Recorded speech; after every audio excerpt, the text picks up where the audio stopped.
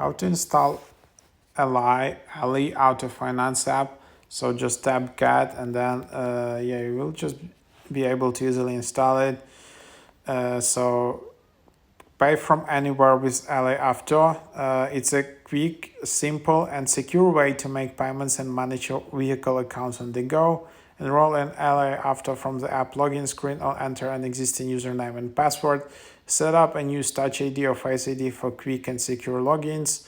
What you can do, you can securely view payment information, easily review and edit pending vehicle payments, make one-time vehicle payments, or use autopay to schedule future payments for 365 days year.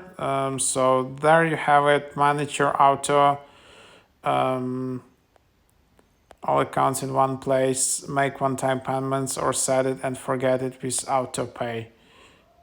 Access statement anytime. So yeah, that's the app. Then you can just open it up, and then let's get started. You can also enroll from here, just from the app. You need to select your account type.